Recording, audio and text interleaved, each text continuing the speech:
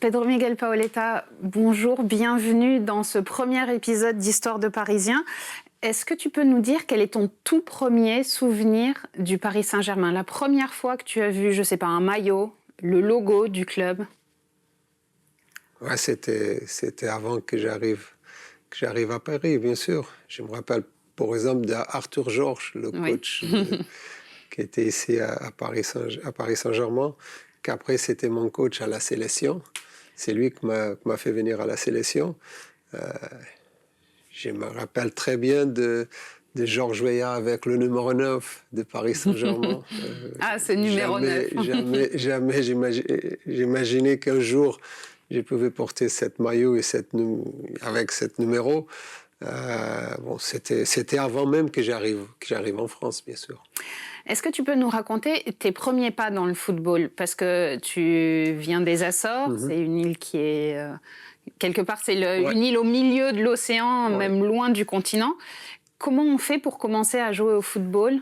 Oui, à mon époque, avec que football amateur, là-bas aux Açores, c'était difficile. J'ai commencé à jouer dans mon petit village avec des amis, dans la rue, comme était avant. Après, j'ai fait une partie de la formation aux Açores. J'ai passé une année au Porto. Après, j'ai rentré et j'ai joué dans un club qu'aujourd'hui, elle est en Ligue 1, Santa Clara. J'ai joué en 3e division. C'était amateur. J'ai travaillé dans la journée et le soir, je m'entraînais à partir de 19h. Comme tu disais, c'est vrai que dans une île, c'est tout très difficile. Maintenant, ça va un peu mieux, mais c'est vrai qu'à l'époque, c'était très, très difficile. Je me rappelle de faire un tournoi avec la sélection des Açores à Lisbonne. Et le coach de la sélection de Portugal à l'époque, c'était Carlos Queiroz. Il m'appelait à la sélection de moins de 15. Et je m'entraînais, j'ai fait le tournoi et après il m'a dit: Pedro, si tu veux continuer avec la sélection, tu es obligé de venir à Lisbonne, à Benfica, à Porto, à Sporting. Mais si tu restes là-bas, tu ne viens plus. C'est difficile pour des gens qui ne sont pas insulaires de l'île de comprendre ce déchirement de quitter l'île. C'est difficile. C'est mon travail aujourd'hui. Ça fait longtemps que j'essaie que les Açores, année par année, ils restent plus proches du continent. Je sais qu'il va y avoir toujours cette distance, mais je crois qu'aujourd'hui, c'est tout plus facile. Aujourd'hui, tu veux beaucoup de joueurs des Açores, des enfants des Açores qui ont fait des essais à Lisbonne, à Benfica, à Porto, à Sporting. Ça améliorerait beaucoup, mais il reste un grand chemin. La qualité de travail, la qualité du terrain de foot aux Açores, les entraîneurs, ils ont besoin beaucoup d'améliorer pour être plus proche. C'est vrai qu'aujourd'hui, quand tu regardes une équipe comme Santa Clara dos Açores qui joue en Ligue 1, c'est déjà un pas important pour les Açoriens, mais je crois qu'il reste encore un chemin. Et donc, toi, tu as débuté dans le football professionnel très tard par rapport à d'autres joueurs. Tu avais 24 ans. Tu nous racontes un petit peu comment ça a été il a fallu requitter l'île? Oui, j'ai marié le 8 juillet de 95. J'ai commencé à entraîner à Estoril le 9. On ne s'arrête pas. Oui, et c'était à partir de là que j'ai commencé à jouer à Estoril comme professionnel. Bon, et après, ça passait très vite. J'ai terminé le meilleur buteur au Portugal avec Estoril. J'ai parti en Espagne avec Salamanca, en Ligue 2. On a monté en Ligue 1, j'ai terminé le meilleur buteur du championnat. Après, c'était mon première année avec Salamanca et avec la sélection aussi. J'ai été appelé par Arthur Georges par la sélection. Et bon, c'était ça allait très très vite. Très vite, ouais, c'est vrai. Et 2-3 ans après d'être professionnel, je me vois dans une équipe comme La Corugne et être champion d'Espagne. Vous pouvez s'imaginer, pour gagner un titre en Espagne, quand tu joues contre Real Madrid, Barcelone, c'est dur, même Atlético Madrid, c'est pas facile. Et en 3-4 ans, j'ai passé de football amateur à être champion d'Espagne. Et après, tu rejoins la France. et tu passes 3 saisons à Bordeaux. À Bordeaux. Et après ces 3 saisons, en juillet 2003, tu signes au Paris Saint-Germain. En 3 ans, tu es désigné 2 fois meilleur joueur de Ligue 1. Tu t'attendais donc à quoi quand tu arrives au Paris Saint-Germain? Tu te dis, là, tout va être plus simple, un club encore plus grand. Ouais, j'arrive au club plus grand de France. Pour moi, c'était Paris Saint-Germain. C'était le club plus connu. C'était le club de la capitale. C'était un club que je crois que c'est le rêve de tous les joueurs que jouent en France, c'est de jouer dans ce club, même à mon époque. Et c'est vrai qu'à partir de que je signe à Paris Saint-Germain, je suis venu ici pour gagner des titres, pour être dans un club énorme, pour faire partie de cette famille, pour marquer 2 buts au parc. Je me rappelle très bien, mon 2e ou 3e match avec Bordeaux, c'était ici au parc, et c'était déjà, je sentais déjà quelque chose de différent dans cette stade. Tout le monde voulait jouer dans cette stade. Je parlais avec pas mal de joueurs de Bordeaux et même de autres joueurs. Tout le monde disait, Pedro, tu vas voir que quand nous jouons au parc, c'est différent. Et j'ai eu l'opportunité de porter cette maillot et de faire partie de cette équipe pendant 5 ans à jouer dans cette stade, que c'est magnifique. Mais le club est en reconstruction quand tu arrives. Ils avaient fini 11e. Il y a un nouveau président, Francis Grail, un nouveau coach, puisque quand tu arrives, c'est Vahid Halilhodžić. Ouais. Tu t'habitues, toi, très bien au Paris Saint-Germain. Tu marques 18 buts déjà dès la première saison. Ouais, la première année, c'était magnifique. Nous avons terminé 2e derrière Lyon, 3 points derrière Lyon. Nous avons gagné la Coupe de France. Nous avons joué le championnat jusqu'au bout. Nous avons une équipe... une très belle équipe. Je crois que ça a commencé, le grand erreur, c'était là. Déjà, ne pas garder Ronaldinho. Tout le monde voulait m'associer avec Ronaldinho quand j'arrivais. Qu'est-ce que ça aurait été? Tout le monde de Paris, la première fois qu'on parlait avec moi, c'était ça. Pedro, nous voulions t'associer avec Ronaldinho à Paris Saint-Germain. Nous voulions construire une grande équipe. C'est vrai que la première année, c'était une très belle équipe, mais la deuxième année, quand tu fais partie Sorin, Gabi, Fiores, Deu, c'est vrai que c'était un peu difficile à gérer ça. Mais dans cette première année, elle est comment l'ambiance? Toi, tu arrives de Bordeaux, tout est allé très vite pour toi. Tu es l'un des meilleurs joueurs, si ce n'est le meilleur joueur du championnat de France. Comment tu es accueilli par le vestiaire? Très bien. Ils se sont dit chouette, quelqu'un va marquer des buts. Je me rappelle très bien de Gabi, une fois, parler avec Gabi, elle me disait, Pedro, un 2 buts à Paris Saint-Germain, c'est la même chose que tu marques 4-5 à Bordeaux. C'est nada à voir. Le club ici, c'est différent. C'est vrai, la manière que je suis, c'était plus facile pour l'intégration. C'est vrai que eux, ils me connaissaient déjà de Bordeaux. Et c'était facile. Même avec les gens de staff, les gens qui travaillent au club, j'étais très bien accueilli dans ce club.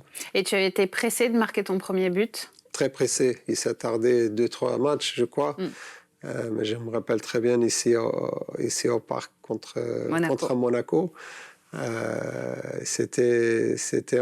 J'avais envie de marquer avec cette maillot, avec cette star devant notre public. Et le jour que ça arrivait, c'était une fête immense pour moi. Et puis c'était encore l'été, mais il va y avoir l'hiver qui va arriver au Camp des Loges. Et pour ceux qui connaissent pas bien le Camp des Loges, quand il fait froid, il fait très froid. En plus, quand nous prenions la navette d'une côté, c'est 400 mètres, mais nous prenions tous la navette. C'est vrai que le mois de janvier, février, c'était très dur.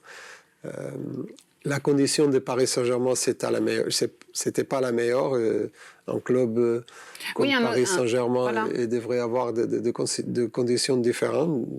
Si je fais la comparaison avec Bordeaux, il y avait déjà une grosse différence. C'est ça qui m'a choqué un petit peu le début quand j'arrivais. Mais après, c'était la meilleure décision que j'ai prise dans ma carrière. Déjà, c'est venir en France, jouer en France. Et après, venir à Paris Saint-Germain, bien sûr. Même quand tu étais à Bordeaux, tu savais que le match le plus important pour les Parisiens, c'est le match contre l'Olympique de Marseille. Est-ce que avant ces matchs, tu pensais à quelque chose en particulier? Est-ce que tu te disais... Gagner, marquer des buts. Donc comme d'habitude. C'est comme... en plus, c'était le classique, c'est le match de l'année, c'est le match que tu devrais montrer quelque chose de différent, de faire la différence. Et moi, j'ai eu la chance... c'est vrai, j'ai dit toujours ça, j'ai eu la chance de chaque fois, presque chaque fois de jouer contre Marseille, de marquer de buts contre Marseille. En plus, en face, avait un gardien que c'était une des grandes gardiens dans le monde de football à l'époque, de Fabien Barthez. Ça aussi, ça donnait une importance énorme pour moi. Mais c'est vrai que c'était toujours de matchs très spéciaux. J'avais beaucoup d'envie de jouer cette match. À la maison et à l'extérieur aussi, je savais de l'importance de cette match pour notre équipe, pour les supporters. Et tu sentais justement les supporters qui vous demandaient encore plus pour ces matchs-là? Oui, ça commençait une semaine avant. Vous savez, le supporter, ça avait 200, 300 supporters le lundi, mardi. Contre Marseille, il avait le double, ça avait beaucoup plus. Et les gens, ils me demandaient toujours... à moi, par exemple, ils demandaient beaucoup Pedro, c'est un match important pour nous, c'est important de marquer, continuer à marquer contre eux, c'est important. Mais bon, mais j'ai respecté toujours Marseille, je respecte toujours Marseille, je crois que c'est un grand club aussi, c'est notre grand adversaire de Paris Saint-Germain, mais c'est vrai que c'est des matchs comme ça que fait de la Ligue 1 une ligue très difficile aujourd'hui. Elle était comment ta relation avec Vahid Halilhodžić? C'était une bonne relation. Quand j'ai prononcé son nom, tu as souri tout de suite. Ouais, parce que Vahid, c'est un personnage, c'est un entraîneur très exigeant. C'est nécessaire de connaître bien et travailler avec lui. C'est pas que c'est pas facile, c'est un entraîneur très exigeant. Je me rappelle, par exemple, le premier jour que j'arrive à Paris, lui, il m'a fait venir, c'est lui, Francis Gray, qui m'a appelé tout le temps pour que je vienne à Paris. Et le premier jour que j'arrive en stage, elle m'appelle dans sa chambre, et la première chose qu'il me dit, mais tu te crois pour qui? Tu penses que tu es Ronaldinho? D'accord, quel accueil! C'est qui toi? Et moi, j'ai regardé, je dis non. Non, je ne vais pas rester ici. Je me rappelle que j'ai rentré dans ma chambre et j'ai appelé un ami à moi, mon agent, et j'ai dit « Oh, je veux partir. » En rigolant, il m'a dit « Non, je sais que tu es un grand joueur, mais tu n'es pas un star. » J'ai dit « Non, jamais j'ai été un star, jamais je vais être un star, mais je suis moi et tu vas me connaître. » Et bon, et à partir de là, c'est vrai qu'elle m'a respecté beaucoup, nous avions une bonne relation. Mais c'était quelqu'un que... C'était pour te tester? Oui, peut-être. Ronaldinho avait parti une semaine avant, 15 jours avant. Ronaldinho, c'était un phénomène, c'était quelqu'un de spécial, c'est quelqu'un de différent. C'était un phénomène. Lui, oui, c'était un phénomène. Et je crois qu'il avait peur que moi, je commence à faire certaines choses. Mais c'était pas mon style. C'était mal te connaître. Ouais, il me connaissait pas trop bien comme personne peut-être. Et c'est vrai qu'à partir de là, ça a commencé une belle relation entre moi et lui, avec le respect. Moi, j'aimais bien travailler. Pour moi, arriver à l'heure, c'était une question d'être professionnel. Pour moi, ça m'a rien choqué, son attitude d'être très professionnel, très exigeant. Pour moi, c'était une chose normale. C'est moi qui mettais mon exigence. Et c'est toi qui donnes la victoire en Coupe de France contre Châteauroux, ton premier titre avec le Paris Saint-Germain. Et en plus, au Stade de France, je me rappelle très bien, le stade était magnifique, même que c'était un match contre une équipe de Ligue 2, Châteauroux. Mais c'est vrai que l'ambiance, et c'est ça qui fait un peu la différence de la Coupe de France. C'est n'importe quelle équipe joue la finale. Le fait de jouer la finale, la fête au Stade de France, c'est une vraie fête. Les stades est toujours plein. Et c'est vrai que j'avais envie. J'avais gagné la Coupe de la Ligue avec Bordeaux dans cette stade, qui était déjà magnifique. Imagine avec Paris Saint-Germain, la Coupe de France, la première année que j'arrive. La semaine avant, nous avions qualifié pour la Champions League avec un but que je marque aussi à la fin contre Bastia. Là-bas, ils ont été qualifiés direct. Et la semaine après, tu joues la Coupe de France et je marque le but qui a donné la victoire. C'est vrai que c'était magnifique.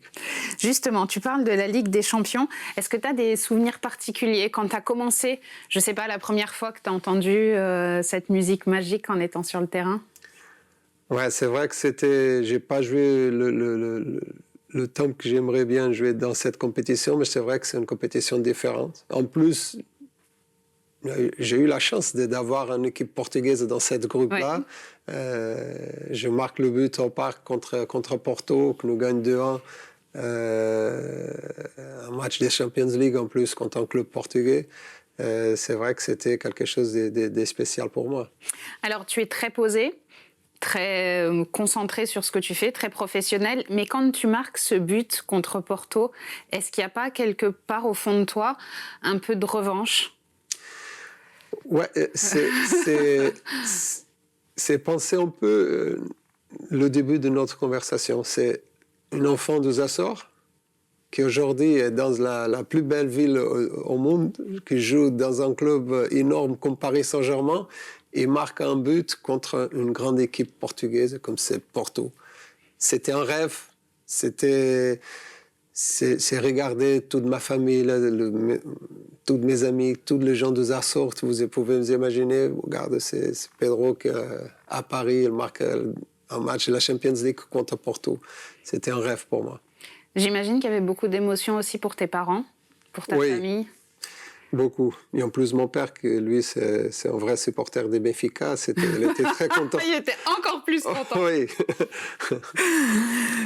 Mais c'est une compétition qui vous prend beaucoup d'énergie au club, et donc la saison en Ligue 1, elle est un peu plus compliquée. La saison, ça a mal commencé, tout s'était mal préparé. Changement de président, changement de coach. Changement de coach, changement de présidente, changement de 4-5 joueurs qui étaient des joueurs très importants dans notre équipe. Je me rappelle par exemple de Juan Pablo Sorin, qui c'était un joueur qui voulait rester à Paris Saint-Germain, il voulait rester avec nous. Un être humain extraordinaire. Et qu'après il parte, c'est pas normal. Et c'est un joueur qui faisait beaucoup la différence. Quand tu perds des joueurs comme ça, c'est vrai que c'est très dur. Après, à la fin, tout le problème avec Fiorez, avec Deu, c'est vrai que c'était dur. Et c'est pas facile de remplacer des joueurs comme ça, comme Gabi, qui est parti, je crois, qu'à Manchester. Je crois que si nous continuons avec la même équipe et avec le joueur qui est arrivé, c'est vrai qu'à l'époque, Lyon, c'était très fort, mais je crois que c'était possible de jouer le titre contre Lyon. Alors, je sais que tu as du mal à accepter ce statut de star, pourtant c'est ce que tu es, et c'est ce que tu étais dans l'équipe à l'époque. Comment tu le vis, toi, qu'on t'enlève tous ces joueurs qui te donnaient des ballons, en fait ? Ouais, c'est vrai que jamais je me sentais un star. C'est vrai quand tu marques des buts, quand tu es un joueur important, quand tout le monde parle de toi, c'est vrai que c'est quelque chose de différent. Mais à partir du moment que j'ai sorti du camp des loges, que j'ai sorti du parc, j'étais une personne normale. Je peux vous raconter une vite fait. J'ai joué un match au parc contre Marseille. Je ne sais pas si c'était le 10e année ou la 13e année. Je marque contre Marseille. J'ai un de chez moi. C'était un dimanche, et normalement un dimanche, ça fait certaines années, nous avions l'habitude de chercher au McDonald's quelque chose à manger. J'ai arrêté la voiture, j'ai entré dans le McDonald's pour chercher quelque chose pour mon fils, pour moi et pour ma femme. J'imagine la tête des gens. Mais le problème, ce n'est pas la tête des gens. Le problème est que dans le McDonald's, il n'y avait que des supporters de Marseille. Oh non! Et quand je regarde, j'ai dit, je suis mort, qu'est-ce que je fais ici? Et c'est vrai que les gens étaient très sympas avec moi. Tout le monde me disait, oh putain, viens à Marseille, tu continues, il a fait chier et tout ça. Et bon, c'était des moments comme ça. Moi, j'étais une personne normale et je continue une personne normale parce que je crois que nous sommes tous pareils. À un certain moment de notre vie, quand tu es joueur, que tu peux être un peu plus importante, que tu sortes plus de fois dans la télé ou dans le journal, mais nous sommes tous pareils. Et quand on t'enlève tous ces joueurs-là, tu n'as pas le réflexe de dire mais qu'est-ce que je fais? Pourquoi on m'enlève ces joueurs? De te mettre en colère? Oui, je me rappelle de parler avec le président et avec Vaïd aussi sur ça. Pourquoi il fait partie, pourquoi ces joueurs ils sont partis, des joueurs qui sont importants. C'est vrai qu'après, tu fais venir des joueurs, de bons joueurs, mais c'est des joueurs qui ont tardé un petit peu. C'est pas tous les joueurs qui arrivent à Paris et réussissent tout de suite. C'est un club différent, c'est un grand club. Je disais ça toujours. Aujourd'hui, on a la chance d'avoir toujours un grand club, c'est Paris Saint-Germain, et une grande équipe avec de meilleurs joueurs qui existent dans le monde. À l'époque, Paris Saint-Germain était énorme comme aujourd'hui.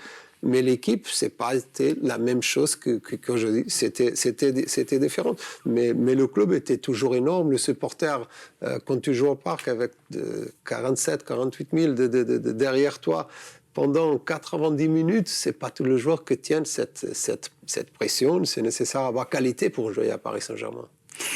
Et justement, tu parles des supporters, ils ont été très présents, ils vous ont soutenu même dans les moments difficiles et ils ont une place particulière dans ton cœur. Tu parles très souvent d'eux. Oui, c'est grâce à eux qu'aujourd'hui je suis là. Et ça c'est sûr. Je me rappelle très bien à chaque fois que... Moi, j'ai commencé à marquer des buts à l'échauffement. Chaque fois que j'entrais sur le terrain, que commençaient tous à chanter mon nom, c'était déjà une émotion. Je me disais, Pedro, tu es obligé de marquer, tu es obligé de faire quelque chose de différent pour ces gens-là. Ces gens, ils étaient toujours derrière moi et derrière l'équipe, sincèrement. On a passé des moments très difficiles dans certaines saisons et dans la saison. Et c'est vrai que les supporters étaient toujours de début à la fin derrière l'équipe. C'est vrai qu'à la fin, si tu perds, si tu n'es pas bien, ils vont te siffler, ça c'est normal du football. Mais avant qu'arrive tout ça, ils sont derrière ton équipe. Et c'est ça qui fait la différence des supporters de Paris Saint-Germain, je crois. Et cette saison-là qui est si difficile, tu as même parfois dû carrément défendre. Tu devais faire tout, presque sauf marquer des buts.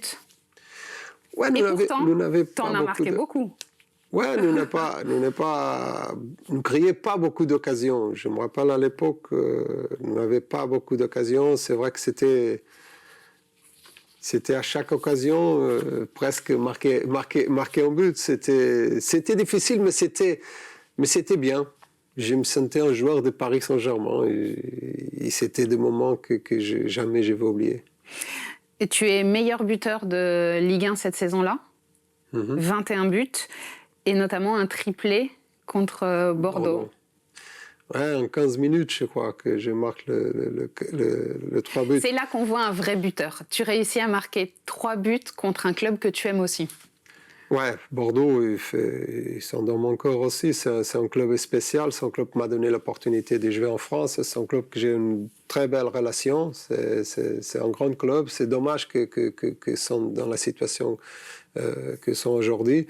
Mais à partir du moment que tu mettes le maillot de Bordeaux, de Paris Saint-Germain, la concentration pour marquer, c'est vrai que quand tu joues contre un ancien club, tu avais envie de continuer à montrer, de marquer des buts, mais c'est le parc qui faisait ça pour moi.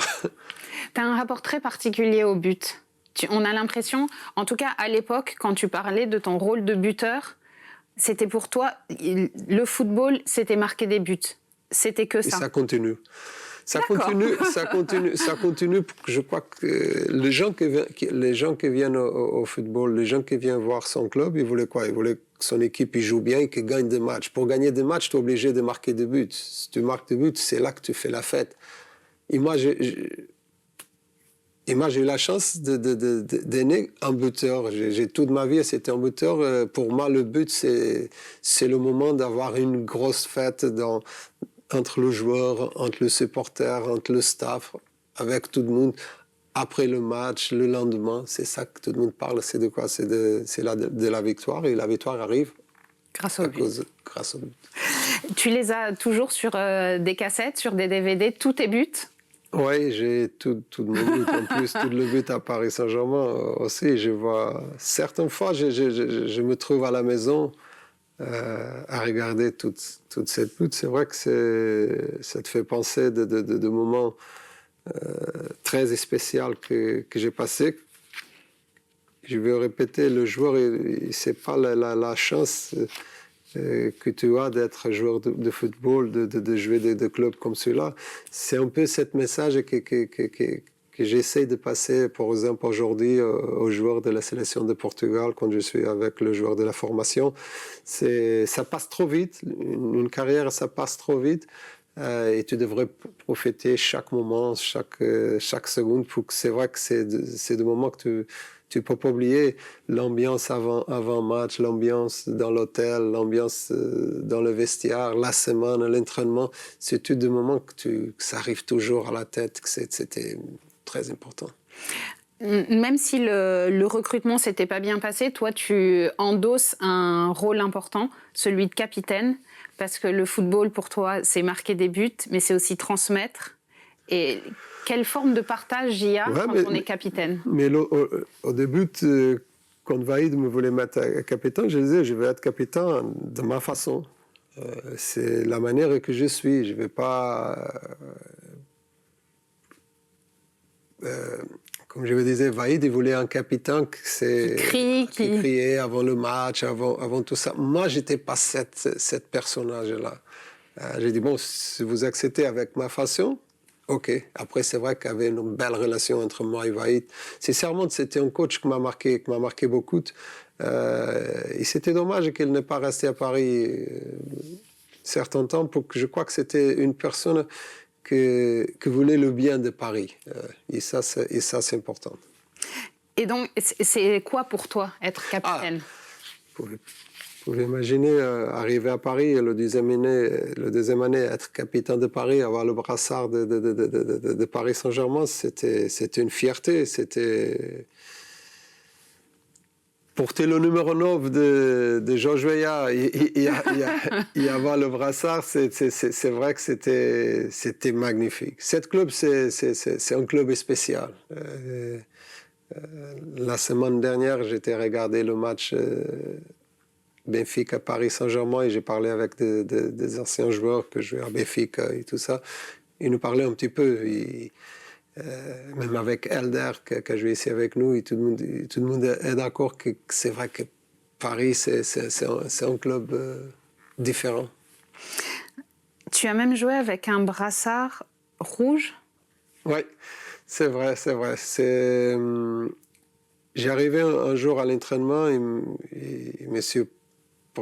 Prancet, qui était notre secrétaire, elle m'a dit, Pedro, ma femme t'a fait un brassard tout rouge. Il a dit, ok, je veux porter. Et c'est vrai que j'ai porté cette brassard pendant 2-3 ans. Je crois que, sauf la dernière année, elle était déjà morte. Mais c'est vrai qu'elle était tout rouge. Mais ça m'a plu beaucoup, parce que c'est lui qui arrivait avec sa femme. Il m'a dit, Pedro, il y a un brassard pour toi. Et on avait une bonne amitié. Et j'étais très contente de porter cette brassard. C'est très particulier cette histoire, parce que ça montre ton attachement aux gens du club, aux gens sans qui le club ne peut pas exister, les gens qui travaillent au quotidien. Et en même temps, c'est un club que tu as vécu à ce niveau-là. Et c'est aussi un club, comme tu dis, qui est immense. C'est un club, c'est ça qui fait la différence. Le joueur aujourd'hui, je crois que doit avoir une relation avec tout le monde. Je me rappelle, par exemple, de Didine, qui est toujours là, que c'était une personne. Jean-Claude aussi, qui l'aidait toujours, qui était toujours très proche de nous. C'est des gens que j'aimais beaucoup. Christiane Gavel, qui jusqu'à aujourd'hui, qui est toujours avec nous. Bon, il y avait beaucoup de gens c'est des gens que sentent le club. Et c'est des personnes comme ça que je crois que fait grandir un club de football. Oui. Les joueurs, ils vont tous partir. Les entraîneurs, ils vont tous partir. Le président, ils vont partir. Le dirigeant, ils vont partir. Il reste le club, il reste l'histoire du club, il reste le supporter qui aime le club. Et ces gens-là qui donnent la vie, qui qui gagnent un salaire totalement différent de joueurs de football, et aujourd'hui plus, mais c'est eux que nous devrions plus respecter d'abord. Pour quand tu portes un maillot de club, tu devrais savoir un peu l'histoire de cette club. C'est marrant parce que quand tu parles comme ça me fait penser à ton école de foot aux Açores. À ce que on a le sentiment que tu aimes transmettre ces valeurs. Ouais, j'ai construit une école de football en 2004. Ça continue. Aujourd'hui, j'ai plus de 300 enfants dans mon école. J'ai la fondation. Wow. On va recommencer à faire des échanges avec ma fondation et la fondation de Paris Saint-Germain, que c'est très important pour moi, de faire venir des enfants aux Açores de la fondation de Paris et des enfants de ma fondation venir ici. C'est vrai que c'était un projet important, mais je disais toujours, le plus important pour moi, c'est pas faire des joueurs de football, c'est pas faire plus de Paoletta, non. C'est donner des valeurs à ces enfants. Le plus important de la vie, c'est que les enfants aient fait du sport, ils font le football, que c'est les choses qu'ils aiment beaucoup, mais après, il a une vie tout après, que c'est important de donner cette amitié, cette éducation, que c'est très important. Je reviens au football, à cette saison 2005-2006 où tu es meilleur buteur avec 21 buts. Et c'est d'ailleurs lors de cette saison que tu marques peut-être que c'est pas le plus beau, mais l'un de tes plus beaux buts avec une passe de Dorasso contre Nantes. Contre Nantes. Ouais, c'est vrai que tout le monde me parlait toujours de buts contre Marseille, que je fais le lob à Barthez. Même la deuxième année, le but que je marque sur le côté aussi. Mais c'est vrai que cette but contre Nantes, en plus c'était une demi-finale. J'étais blessé la semaine avant, j'ai pas m'entraîné toute la semaine pour récupérer, pour jouer le match. Mais c'est un but magnifique, c'est un passe de Vikac qui était un joueur fabuleux. C'était un joueur avec une technique, une qualité de passe magnifique. Il me donnait toujours de très bons ballons. Mais c'est vrai que c'était un but difficile à marquer. Et j'ai eu la chance de marquer encore une fois un grand but dans une demi-finale que nous a mis dans la finale. Et je crois que cette coupe-là, la Coupe de France, la Coupe de la Ligue, je crois que j'ai marqué tout le match de la compétition jusqu'à la finale. Et vous remportez quand même un titre. Même si la saison est difficile, vous remportez la Coupe de France. Oui, nous arrivons à la finale, la Coupe de France et Coupe de la Ligue. Nous avons perdu la Coupe de la Ligue et je crois qu'on a gagné la Coupe de France contre Lens. Oui. Oui, c'est ça. Et c'était important, même si la saison avait été difficile, de quand même revenir à la maison avec un titre. Oui, c'est ça qui est paradoxal, c'est que les saisons sont difficiles, mais le Paris Saint-Germain gagne. Paris Saint-Germain, c'est ça que fait la différence de Paris Saint-Germain. C'est vrai qu'au championnat, nous n'étions pas bien, mais nous étions toujours dans la finale de Coupe de France et la finale de Coupe de la Ligue. J'ai joué avec Paris 5 finales, j'ai gagné 4, je crois. Pratiquement chaque année, nous étions dans une finale. Et ça montre la... Contre l'OM. Contre l'OM, contre Lens, contre Châteauroux, contre Lyon. C'est vrai que c'est... Là, ça montre que Paris, c'est un grand club, même à l'époque. Et justement, à l'époque, il y a un autre grand club qui aimerait beaucoup te recruter, c'est l'Olympique Lyonnais. Ils t'ont fait les yeux doux, mais tu n'es pas parti, tu as même re-signé pour 2 saisons.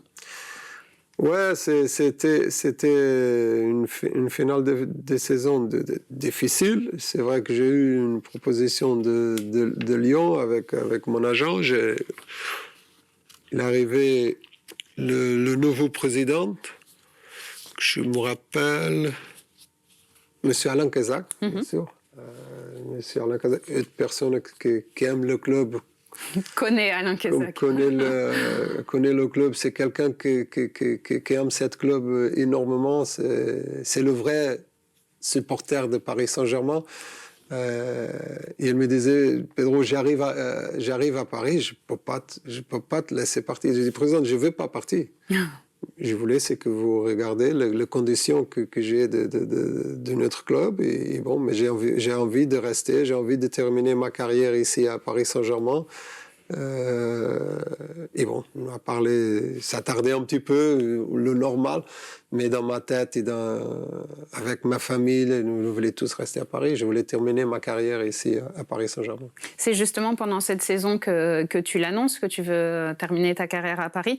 Et pourtant, c'est une saison qui, comme les autres, commence dans la difficulté. C'était une saison très, très difficile. Ça se passait tout.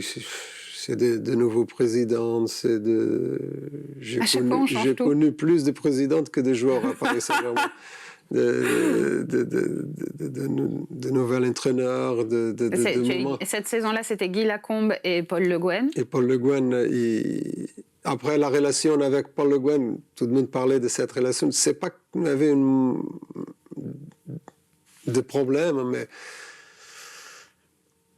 nous étions des gens différents. J'ai pensé d'une manière, elle pensait d'autre, que c'est normal. Lui, elle était le coach, il voulait mettre des jeunes. Et bon, la saison, ça n'a pas bien passé. C'est vrai qu'arrivé à la fin, elle était presque obligée à me mettre à jouer. Et j'ai marqué 2 buts de matchs importants. Et ils nous viennent sauver leur dernier match contre Sochaux.